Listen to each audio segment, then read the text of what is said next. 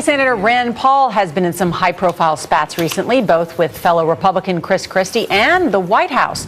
But behind the scenes, Paul has been working with the Obama administration to change how nonviolent offenders are sentenced. That may not come as a surprise if you read his latest book. It's called Government Bullies: How Everyday Americans Are Being Harassed, Abused, and Imprisoned by the Feds. Senator, good morning. Good morning. Thanks for having me.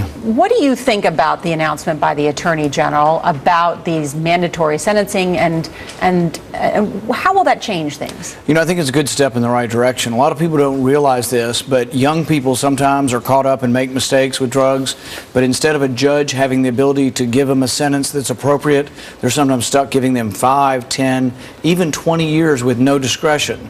So if it's your child or my child and it's their first offense and there were extenuating circumstances, the judge can't listen to any of that. The judge is trapped and has to give them 20 years in prison sometimes. There are people serving life for nonviolent crimes. What about lawmakers who say, look, this mandatory sentencing has gotten a lot of drug abusers and users off the streets, and those kinds of crimes lead to bigger crimes in the future? Well, what happens is a lot of young people now have criminal records and they can't get jobs, and it's a downward spiral into poverty and more crime. So what I would say for nonviolent crimes, we need to treat this more like a health problem and less of an incarceration problem. I want to come to the fact that you're agreeing with the White House on this. I mean, what's the common ground between you and the White House on particular issues? Well, it's interesting. There's probably more than meets the eye. Sometimes people play up differences more than they do similarities. So, for example, on mandatory minimums, this is something I've worked hard on with Senator Patrick Leahy, who's from Vermont and a Democrat.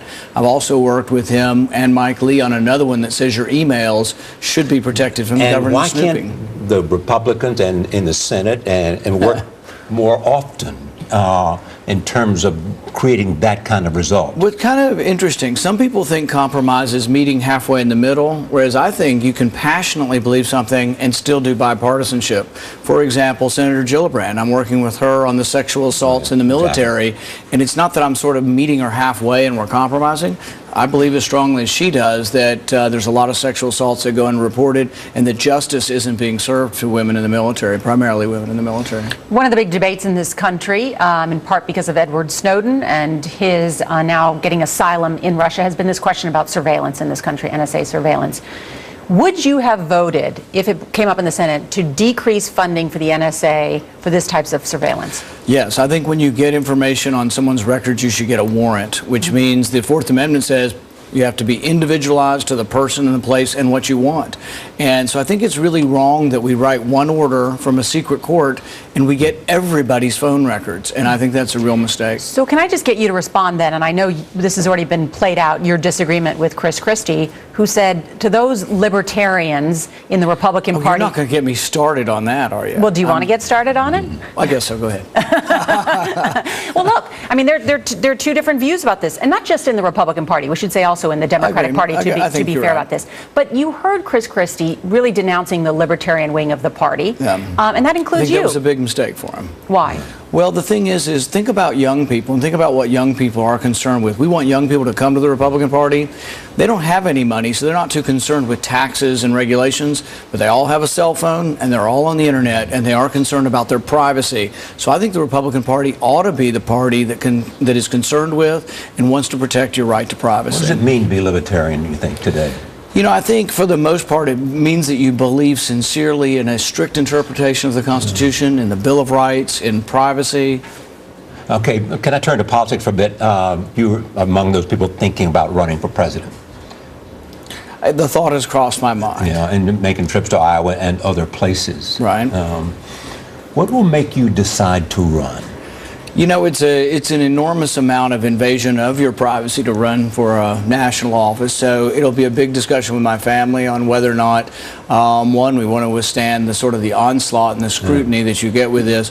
And really, a lot of it's not fair. It's to your family, to your kids. It really is something. Most politicians overcome that, don't they? Well, yes and no, and some choose not to. So it is a big decision, and I haven't made my mind up. You're from Kentucky. It looks like at the polls that the minority leader in the Senate, Mitch McConnell, is in trouble. Depends on which polls you look at. I would say the good news for Senator McConnell and someone like myself is that we voted 61% for Governor Romney for president, And the president, when he had a Democrat primary, 40% of Democrats voted undecided in the last primary. In 2012, when the president was on the ballot against none of the above, 40% voted for none of the above. His campaign manager said he has to hold his nose, and he's also known to be someone who strongly supports you. Yeah, the funny thing about that is I know the campaign manager well, and I've been on a campaign bus with him before, and I'm guessing it's McConnell who has to hold his nose sometimes. Meaning? Oh, well, we'll just have to let that stand as is, you know. But no, I think that I've met and worked with the campaign manager, and I see nothing but sincerity and desire really to have Senator McConnell reelected, and I think he'll do everything within his power to make that happen. And go ahead. I was going to say thank you, but if you don't want my question, The feud is over with Governor Christie. Well, I've offered him a beer and to have a beer summit. I would even come to New Jersey to have the beer, and I would even buy the beer, but so far I haven't gotten any positive response. Can the Republican Party get past these kinds of differences between people who may appeal to moderates and people who may appeal to the right? I think the Republican Party is big enough for both of us. It's big enough for all of us. And really, to tell you the truth, people who want to attack the libertarians in the party, the libertarian conservatives in the party, they need to realize our party's not big enough to win right now. We need more people, not less people. all right, Senator Rand Paul, good to see you. Thank you. Thank you. And Government Bullies is on sale now. Jason.